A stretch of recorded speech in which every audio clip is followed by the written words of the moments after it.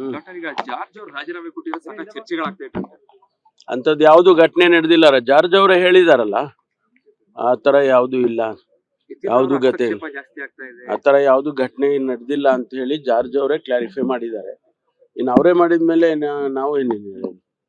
ಯಾಕಂದ್ರೆ ದೊಡ್ಡ ದೊಡ್ಡ ಚರ್ಚೆ ನಾವು ಇದೆಲ್ಲ ಸ್ಪೆಕ್ಯುಲೇಷನ್ಸು, ಬೇರೆ ಬೇರೆ ಕಾರಣಕ್ಕಾಗಿ ನಮ್ಮ ಕೆಲವು ಸ್ನೇಹಿತರು ಇದನ್ನೆಲ್ಲ ಹಬ್ಸಿದ್ದಾರೆ. ಅಂಥದ್ದು ಯಾವುದು ಘಟನೆ ನಡೆದಿಲ್ಲ. ಅಂಥದ್ದು ಯಾವುದು ನಡೆದಿಲ್ಲ ಅಂತ ಹೇಳ್ತಾ ಇದ್ದೀನಲ್ಲ. ನಿಮ್ಮ ಸ್ನೇಹಿತರು ಯಾವ ಸ್ನೇಹಿತರು ಅಂತ ಡಾಕ್ಟರ್ ಇರ್ತಾರೆ, ಬಹಳ ಜನ ಇರ್ತಾರೆ. ಗುಡ್ ಫ್ರೆಂಡ್ಸ್ ಅಥವಾ ಯಾವ ತರ ಅಂತ? ಓಲ್ಡ್ ನ್ಯೂ ಎಲ್ಲ. ಡಾಕ್ಟರ್ ಈಗ ಮೈಸೂರಿನಲ್ಲೂ ಕೂಡ ಒಂದು ಡ್ರಗ್ ಫ್ಯಾಕ್ಟರಿ ಅಂತ ಹೇಳಿದ್ರೆ ಮುಂಬೈ NCB ಅವರು ಕೂಡ ಬಂದು ಇಲ್ಲಿ ಮಾಡಿದ್ರು. ಅವರು ಈ ಫಾಲೋ ಅಪ್ ಕೇಸಸ್ ಅಂತ ಇರುತ್ತೆ, ಅಲ್ಲಿ ಎಲ್ಲಾದ್ರೂ ಯಾರಾದ್ರೂ ಸಿಕ್ಕಿದಾಗ ಅವ್ರ ಫೋನ್ ನಂಬರ್ಸು ಅದು ಇದು ಇದ್ದಾಗ ಅಂತದ್ರಲ್ಲಿ ಹುಡ್ಕೊಂಡು ಬರ್ತಾರೆ. ಆ ರೀತಿ ಬಂದಿದ್ದಾರೆ.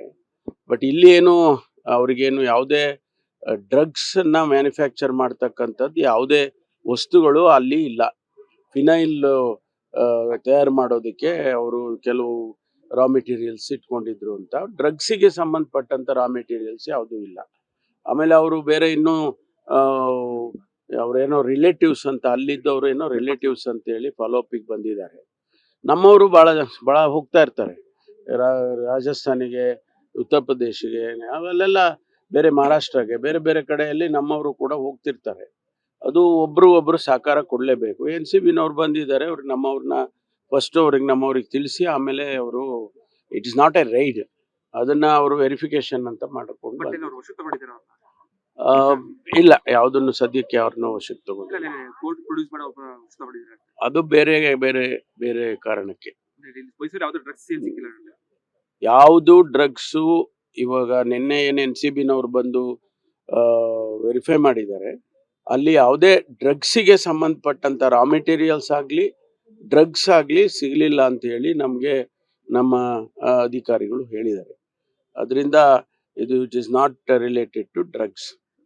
ಈಗ ಪಾಕಿಸ್ತಾನ ಜಿಂದಾಬಾದ್ ಕೂಗಂತಹ ಆರೋಪಿಗಳಿದ್ದಾರೆ, ಆ ಕೇಸ್ಗಳು ಇನ್ನೂ ಕೂಡ ಇತ್ಯರ್ಥ ಆಗ್ತಾ ಇಲ್ಲ ಅಂತ ಹೇಳಿ ವಿರೋಧ ಪಕ್ಷ ಸಾಕಷ್ಟು ಮಾಡ್ತಾರೆ. ಹೌದು, ಸದನದಲ್ಲೂ ಕೂಡ ಅದನ್ನ ಪ್ರಶ್ನೆ ತೆಗ್ದಿದ್ದಾರೆ. ಈಗ ಅವೆಲ್ಲ ಕೇಸಸ್ಗಳು ನಡೀತಾ ಇದ್ದಾವೆ. ಈಗ ನಾವು ಕೋರ್ಟಿಗೆ ನಾವು ಹೀಗೆ ಮಾಡಬೇಕು, ನೀವು ಹಿಂಗೆ ಮುಗಿಸ್ಬೇಕು ಅಂತ ನಾವು ಹೇಳಕ್ಕಾಗೋದಿಲ್ಲ. ಕೋರ್ಟ್ ಏನು ತೀರ್ಮಾನ ಮಾಡುತ್ತೆ, ಯಾವಾಗ ತೀರ್ಮಾನ ಮಾಡುತ್ತೆ, ಅದು ಅವರಿಗೆ ನಾವು ಒತ್ತಾಯ ಮಾಡ್ಬೋದು. ನಮ್ಮ ಅಡ್ವೊಕೇಟ್ಸು ಹೇಳ್ಬೋದು, ನಮಗೆ ಬೇಗ ಡೇಟ್ ಹಾಕೊಂಡು ಮುಗಿಸ್ಕೊಡಿ ಅಂತ ಕೇಳ್ಬೋದು. ಆದರೆ it is left to the honourable court. 400 ಕೋಟಿ ಏನಾಗಿದೆ ಅದ್ರ ಬಗ್ಗೆ ಇನ್ನೂ ಯಾವುದೇ ರೀತಿಯ ಮಾಹಿತಿಗಳು ನಮಗೆ ಸಿಕ್ಕಿಲ್ಲ. ಮಹಾರಾಷ್ಟ್ರ ಸರ್ಕಾರ SIT ಕಾನ್ಸ್ಟಿಟ್ಯೂಟ್ ಮಾಡಿದ್ದಾರೆ. SIT ವರದಿ ಬರೋವರೆಗೂ ನಾವು ಕೂಡ ಏನು ಹೇಳಕ್ ಬರೋದಿಲ್ಲ. ನಮ್ಮವ್ರು ಯಾರು ಅದರಲ್ಲಿ ಇನ್ವಾಲ್ವ್ ಆಗಿಲ್ಲ. ನಮ್ಮ ಪೊಲೀಸ್ನವರು ಬೆಳಗಾಂ ಜಿಲ್ಲೆಯಲ್ಲಿ ಏನೋ ಅವರು ಬಂದಿತ್ತು, ಅಲ್ಲಿ ಇದು ಮಾಡ್ಕೊಂಡು ಹೋದ್ರು ಅಂತ ಹೇಳಿದ್ರು. ಅವ್ರು ಯಾರು ನಮ್ಮ ಅಧಿಕಾರಿಗಳಾಗ್ಲಿ ನಮ್ಮ ಸಿಬ್ಬಂದಿಯವರು ಯಾರು ಕೂಡ ಅದರಲ್ಲಿ ಭಾಗಿಗಳಿಲ್ಲ ಅಂತ ಹೇಳಿ ಬಂದಿದೆ. ಬಟ್ ಇನ್ನೂ ಹೆಚ್ಚಿನ ಮಾಹಿತಿಗಳು SIT ಆದ್ಮೇಲೆ, SIT ವರದಿ ಬಂದ ಮೇಲೆ ಗೊತ್ತಾಗುತ್ತೆ. ಈಗ ಜಾರ್ಜ್ ಅವರು ರಾಜೀನಾಮೆ ಕೊಟ್ಟಿರೋ ಸಾಕಷ್ಟು ಚರ್ಚೆಗಳಾಗ್ತಾ ಇದೆ. ಅಂಥದ್ದು ಯಾವುದು ಘಟನೆ ನಡೆದಿಲ್ಲ. ಜಾರ್ಜ್ ಅವರೇ ಹೇಳಿದಾರಲ್ಲ, ಆ ಥರ ಯಾವುದು ಇಲ್ಲ, ಯಾವುದು ಗತಿ ಜಾಸ್ತಿ ಆಗ್ತಾ ಇದೆ, ಆ ಥರ ಯಾವುದು ಘಟನೆ ನಡೆದಿಲ್ಲ ಅಂತ ಹೇಳಿ ಜಾರ್ಜ್ ಅವರೇ ಕ್ಲಾರಿಫೈ ಮಾಡಿದ್ದಾರೆ. ಇನ್ನು ಅವರೇ ಮಾಡಿದ್ಮೇಲೆ ನಾವು ಏನೇನು ಹೇಳೋದು? ಯಾಕಂದ್ರೆ ದೊಡ್ಡ ದೊಡ್ಡ ಚರ್ಚೆ ನಾವು ಇದೆಲ್ಲ ಸ್ಪೆಕ್ಯುಲೇಷನ್ಸು, ಬೇರೆ ಬೇರೆ ಕಾರಣಕ್ಕಾಗಿ ನಮ್ಮ ಕೆಲವು ಸ್ನೇಹಿತರು ಇದನ್ನೆಲ್ಲ ಹಬ್ಸಿದ್ದಾರೆ. ಅಂಥದ್ದು ಯಾವುದು ಘಟನೆ ನಡೆದಿಲ್ಲ. ಅಂಥದ್ದು ಯಾವುದು ನಡೆದಿಲ್ಲ ಅಂತ ಹೇಳ್ತಾ ಇದ್ದೀನಲ್ಲ. ನಿಮ್ಮ ಸ್ನೇಹಿತರು ಯಾವ ಸ್ನೇಹಿತರು ಅಂತ ಡಾಕ್ಟರ್ ಇರ್ತಾರೆ, ಬಹಳ ಜನ ಇರ್ತಾರೆ. ಗುಡ್ ಫ್ರೆಂಡ್ಸ್ ಅಥವಾ ಯಾವ ತರ ಅಂತ? ಓಲ್ಡ್ ನ್ಯೂ ಎಲ್ಲ. ಡಾಕ್ಟರ್ ಈಗ ಮೈಸೂರಿನಲ್ಲೂ ಕೂಡ ಒಂದು ಡ್ರಗ್ ಫ್ಯಾಕ್ಟರಿ ಅಂತ ಹೇಳಿದ್ರೆ ಮುಂಬೈ NCB ಅವರು ಕೂಡ ಬಂದು ಇಲ್ಲಿ ಮಾಡಿದ್ರು. ಅವರು ಈ ಫಾಲೋ ಅಪ್ ಕೇಸಸ್ ಅಂತ ಇರುತ್ತೆ, ಅಲ್ಲಿ ಎಲ್ಲಾದ್ರೂ ಯಾರಾದ್ರೂ ಸಿಕ್ಕಿದಾಗ ಅವ್ರ ಫೋನ್ ನಂಬರ್ಸು ಅದು ಇದು ಇದ್ದಾಗ ಅಂತದ್ರಲ್ಲಿ ಹುಡ್ಕೊಂಡು ಬರ್ತಾರೆ. ಆ ರೀತಿ ಬಂದಿದ್ದಾರೆ. ಬಟ್ ಇಲ್ಲಿ ಏನು ಅವ್ರಿಗೇನು ಯಾವುದೇ ಡ್ರಗ್ಸನ್ನ ಮ್ಯಾನುಫ್ಯಾಕ್ಚರ್ ಮಾಡ್ತಕ್ಕಂಥದ್ದು ಯಾವುದೇ ವಸ್ತುಗಳು ಅಲ್ಲಿ ಇಲ್ಲ. ಫಿನೈಲ್ ತಯಾರು ಮಾಡೋದಕ್ಕೆ ಅವರು ಕೆಲವು ರಾ ಮೆಟೀರಿಯಲ್ಸ್ ಇಟ್ಕೊಂಡಿದ್ರು ಅಂತ. ಡ್ರಗ್ಸಿಗೆ ಸಂಬಂಧಪಟ್ಟಂತ ರಾ ಮೆಟೀರಿಯಲ್ಸ್ ಯಾವುದೂ ಇಲ್ಲ. ಆಮೇಲೆ ಅವರು ಬೇರೆ ಇನ್ನೂ ಅವರೇನೋ ರಿಲೇಟಿವ್ಸ್ ಅಂತ, ಅಲ್ಲಿದ್ದವರು ಏನೋ ರಿಲೇಟಿವ್ಸ್ ಅಂತ ಹೇಳಿ ಫಾಲೋ ಅಪ್ಪಿಗೆ ಬಂದಿದ್ದಾರೆ.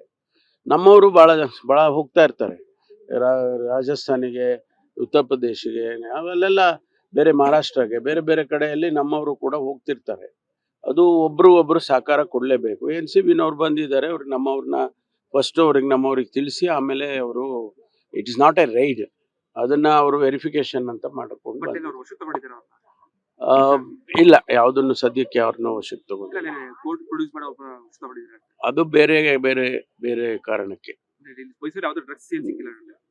ಯಾವುದು ಡ್ರಗ್ಸು ಇವಾಗ ನಿನ್ನೆ ಏನು NCBನವ್ರು ಬಂದು ವೆರಿಫೈ ಮಾಡಿದ್ದಾರೆ, ಅಲ್ಲಿ ಯಾವುದೇ ಡ್ರಗ್ಸಿಗೆ ಸಂಬಂಧಪಟ್ಟಂತ ರಾ ಮೆಟೀರಿಯಲ್ಸ್ ಆಗಲಿ ಡ್ರಗ್ಸ್ ಆಗಲಿ ಸಿಗಲಿಲ್ಲ ಅಂತ ಹೇಳಿ ನಮಗೆ ನಮ್ಮ ಅಧಿಕಾರಿಗಳು ಹೇಳಿದ್ದಾರೆ. ಅದರಿಂದ ಇದು it is not related to drugs.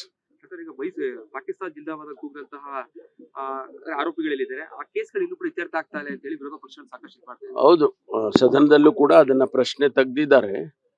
ಈಗ ಅವೆಲ್ಲ ಕೇಸಸ್ಗಳು ನಡೀತಾ ಇದ್ದಾವೆ. ಈಗ ನಾವು ಕೋರ್ಟಿಗೆ ನಾವು ಹೀಗೆ ಮಾಡಬೇಕು, ನೀವು ಹಿಂಗೆ ಮುಗಿಸ್ಬೇಕು ಅಂತ ನಾವು ಹೇಳಕ್ಕಾಗೋದಿಲ್ಲ. ಕೋರ್ಟ್ ಏನು ತೀರ್ಮಾನ ಮಾಡುತ್ತೆ, ಯಾವಾಗ ತೀರ್ಮಾನ ಮಾಡುತ್ತೆ, ಅದು ಅವರಿಗೆ ನಾವು ಒತ್ತಾಯ ಮಾಡ್ಬೋದು. ನಮ್ಮ ಅಡ್ವೊಕೇಟ್ಸು ಹೇಳ್ಬೋದು, ನಮಗೆ ಬೇಗ ಡೇಟ್ ಹಾಕೊಂಡು ಮುಗಿಸ್ಕೊಡಿ ಅಂತ ಕೇಳ್ಬೋದು. ಆದರೆ it is left to the honourable court. 400 ಕೋಟಿ ಪ್ರಕರಣ ಏನಾಗಿದೆ?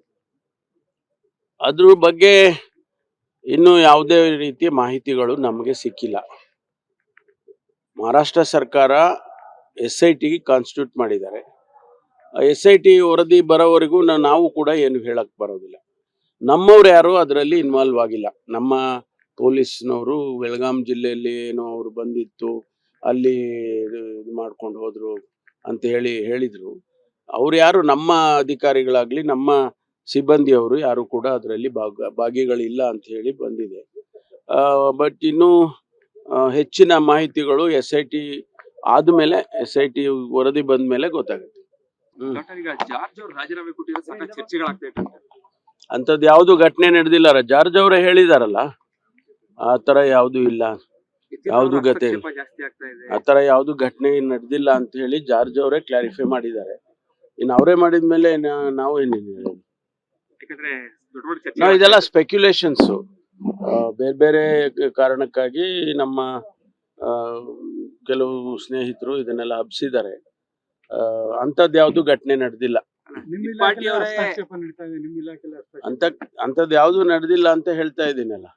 ಡಾಕ್ಟರ್, ನಿಮ್ಮ ಸ್ನೇಹಿತರು ಯಾವ ಸ್ನೇಹಿತರು ಅಂತ ಡಾಕ್ಟರ್ ಇರ್ತಾರೆ, ಬಹಳ ಜನ ಇರ್ತಾರೆ, ಗುಡ್ ಫ್ರೆಂಡ್ಸ್ ಅಥವಾ ಯಾವ ತರ ಅಂತ? ಓಲ್ಡು ನ್ಯೂ ಎಲ್ಲ. ಡಾಕ್ಟರ್, ಈಗ ಮೈಸೂರಿನಲ್ಲೂ ಕೂಡ ಒಂದು ಡ್ರಗ್ ಫ್ಯಾಕ್ಟರಿ ಅಂತ ಹೇಳಿದ್ರೆ ಮುಂಬೈ NCB ಅವರು ಕೂಡ ಬಂದು ಇಲ್ಲಿ ಮಾಡಿದ್ರು.